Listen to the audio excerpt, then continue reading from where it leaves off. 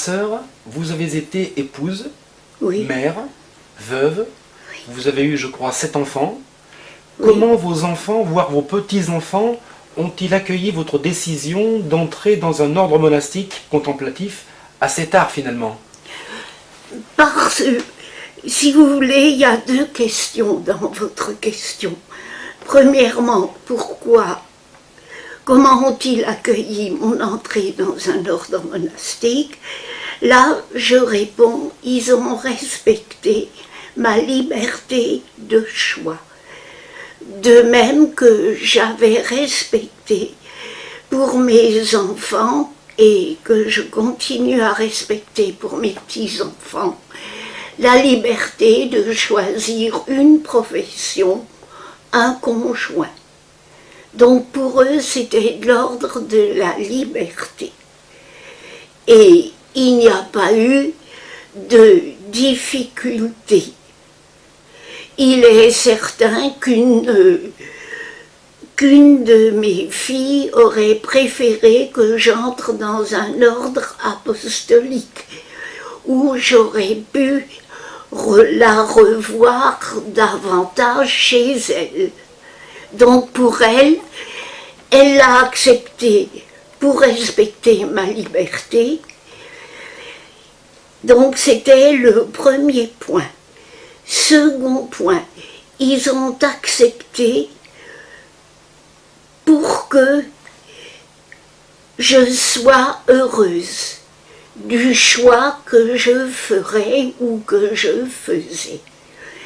Ensuite, ils ont constaté que j'étais effectivement heureuse et bien portante. Donc, ça a renforcé leur acceptation. Troisièmement, il faut que je précise que nous ne pouvons entrer dans un ordre monastique qu'avec l'accord des enfants.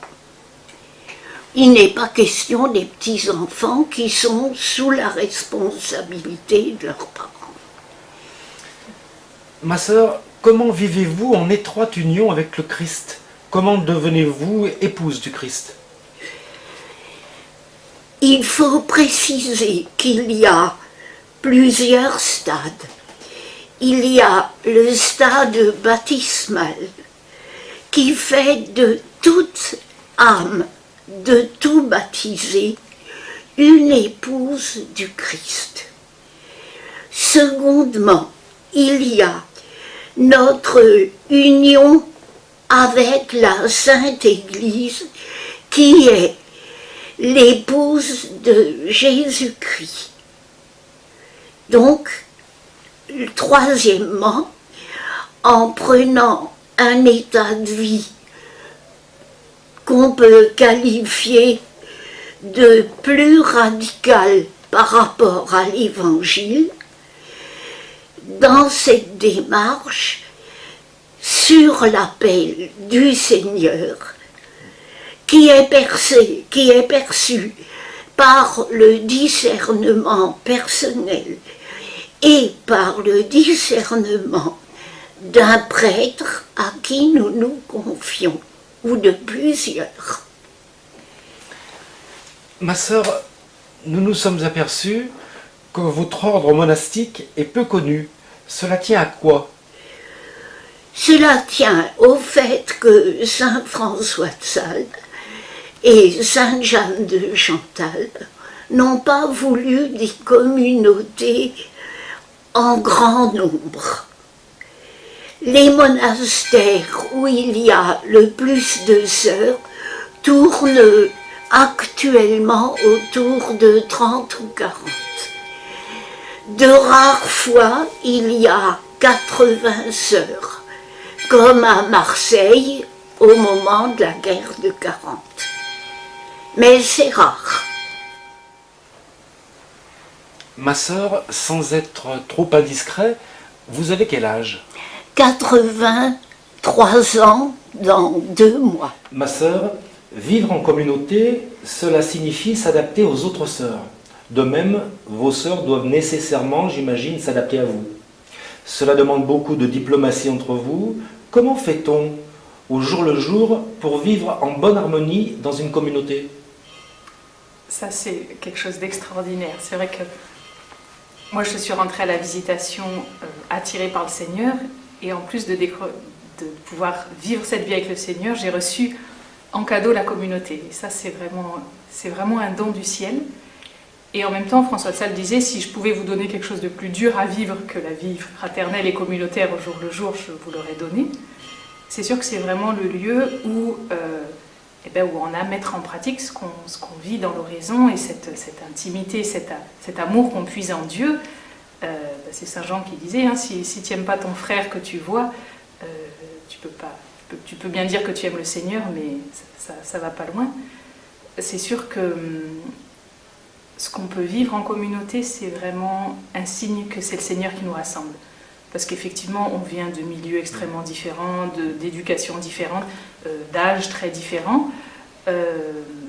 Mais la vie fraternelle, c'est vraiment quelque chose d'extraordinaire.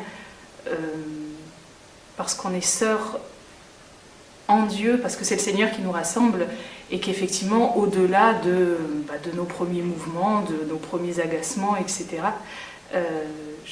pour moi, c'est aussi un signe très fort pour le monde d'aujourd'hui qu'on peut aller plus loin, et que l'amitié, l'amour, c'est pas simplement j'ai quelque chose qui passe facilement avec toi, mais j'engage ma volonté pour te connaître, pour t'apprécier, pour t'aimer, pour me mettre à ton service, parce que tu es enfant de Dieu comme moi, quoi.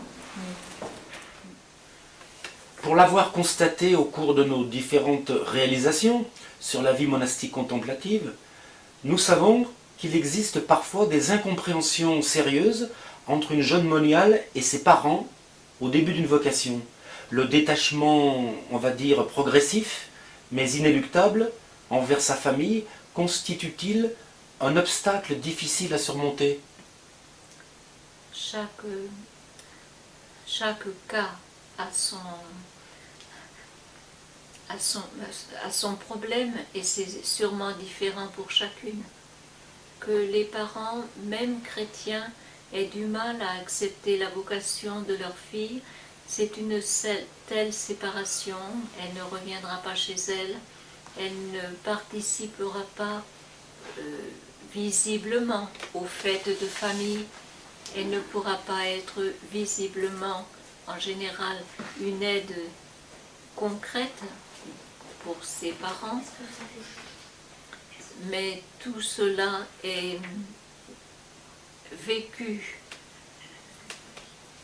par chacune différemment, et au mieux dans la confiance qu'elle met au Christ aussi, parce que plus on lui fait confiance, plus il prend soin. Et oui, je pense qu'il est toujours là, et si nous ne pouvons pas être physiquement près des nôtres en certaines circonstances, il y a les médiations humaines qui sont là, près de ceux que nous avons laissés, et qui vont leur prouver, s'ils élèvent un petit peu leur esprit, que le Seigneur s'est servi de telle ou telle personne, et c'est probablement la prière, le sacrifice, le don qu'a fait la religieuse d'elle-même, qui a des répercussions dans une vie familiale. Mais il est certain qu'il y a des moments difficiles à vivre pour une famille qui accepte que sa parente quitte le monde, quitte les siens pour entrer dans la vie religieuse. Mais comme le disait notre sœur, il est certain que chacune le vit différemment selon la situation du milieu familial.